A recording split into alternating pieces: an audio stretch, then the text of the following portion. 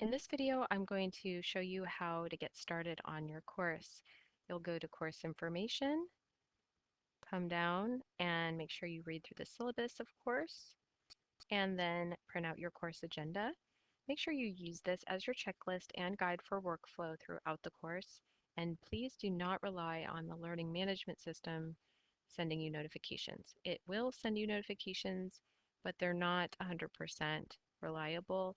And so it's very important that students have their own notification set and this checklist that they can go through throughout the course.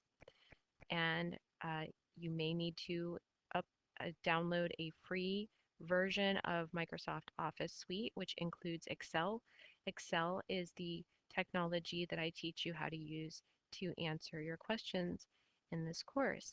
You may also use the TI-8384 graphing calculator if you would like, but that is not what I will be teaching you, and I strongly recommend Microsoft Excel. Go through the rest of the content here and then move on to your learning modules folder here. The first thing you'll see, and the only thing you'll see, is the course contract, which you must complete before any other content is available to you.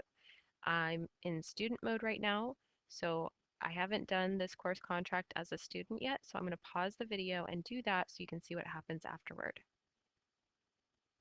Alrighty, so now that I've completed my course contract, notice that the Lesson O Course Orientation and Excel Basics learning module has been enabled. Let's open that up. And now you can see I have a table of contents on the left here with links to each item. And I can toggle here to make it larger and smaller. I can also use the bar down here to see more of any title that isn't completely in view. And you can go through and see that there are references to the textbook, other reference documents, helpful resources, etc. And then you get into the assignments folder in Lesson O. So in this folder, you'll have two types of assignments. Lumen Ohm assignments, which is your online homework management system, which you purchase access for $25 from the bookstore. And the other thing are class participation assignments, which are Edpuzzle videos, and those are free to access. Now, we're going to need to complete all of this before any other content is available, so let's get started. Notice that there is a Lesson O Ohm assignment, which is called a Student Assignment Tutorial. And this is something you can do right away. It's not going to be difficult in any way, but when you first click on your very first Lumen assignment, it's going to ask you for your activation code, which you would have purchased from the bookstore, either in person or online. If you haven't done that yet, you can still go right to your assignment by using the 2-week trial. Mine says continue to assessment because I've already accessed my 2-week trial as a student before, but the first time you view this, it'll say start 2-week trial. So we'll just click on that and get started on our assignments right away. Now you can see I've already done some work in here. And if I continue on here, I'm going to complete this assignment, and it's going to help me learn how to answer questions in this platform. So it's a very useful assignment just for getting used to things. It's not difficult in any way. Let me pause and finish this up so you can see what comes next. Okay, now we're going to look at the class participation assignments for Lesson O. Notice that when I click on the title of that folder, it gives me a list of all the video assignments that need to be completed for this section. And although it looks like there's a lot more here, it's only because I have allowed a second attempt. So there's a duplicate assignment for each. And you only have to do that second attempt if you want to improve your grade on the first attempt. So only the first attempt is required. If you're satisfied with your grade, you can skip the second attempt and move on to the next assignment in the list. All right, let's go ahead and open up one of these, and we'll click to launch. And you'll probably be asked to verify your email address, and then you should have your account enabled and you can begin watching your first video. Now you can see that I've already completed this as a student.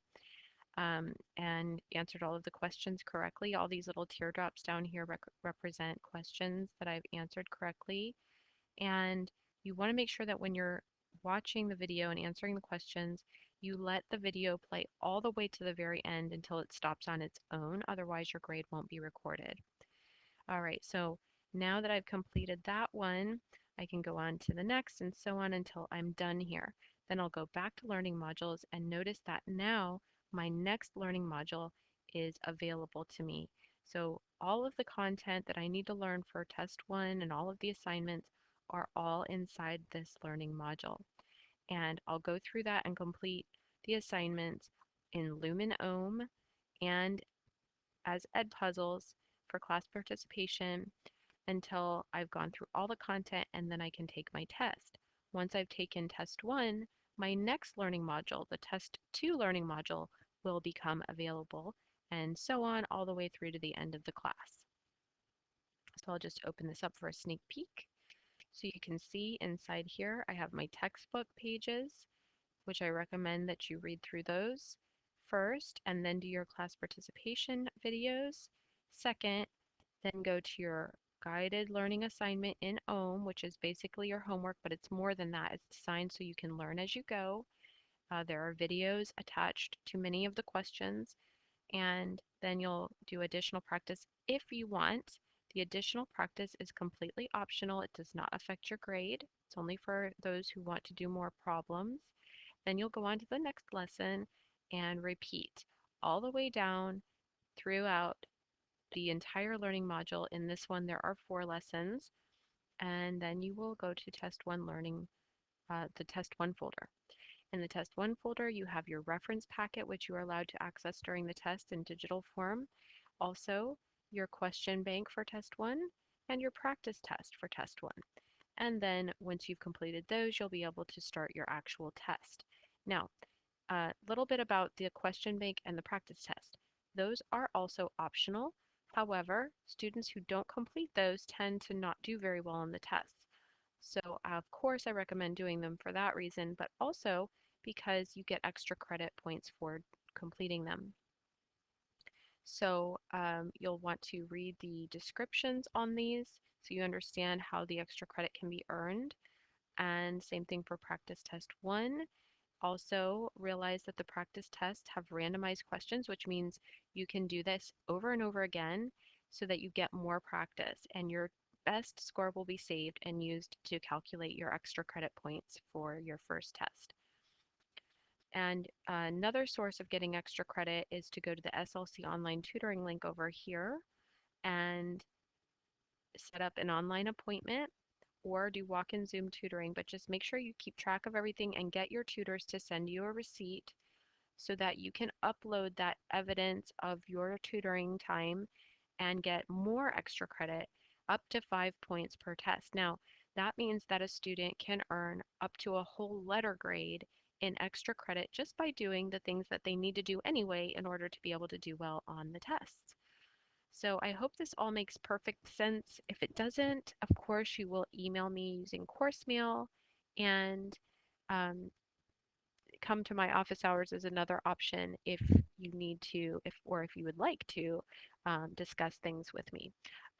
Also, office hours are a good place to come and ask homework questions, although I do like to tell students up front that I have over 200 students this semester.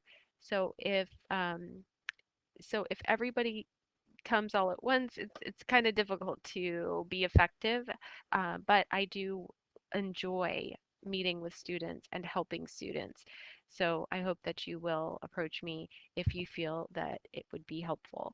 All right, so with that, I'm gonna end this video and I hope you have a great time getting to know this course. I think you will because my students in the past have really enjoyed it, but this is the first time it's fully online.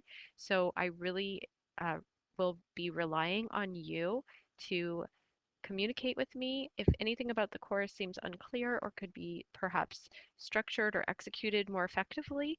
I love hearing from students about those things too. So please feel free to share your experiences with me via course mail or coming to my office hours. And again, I'm very excited to be your professor and I hope you have a great time.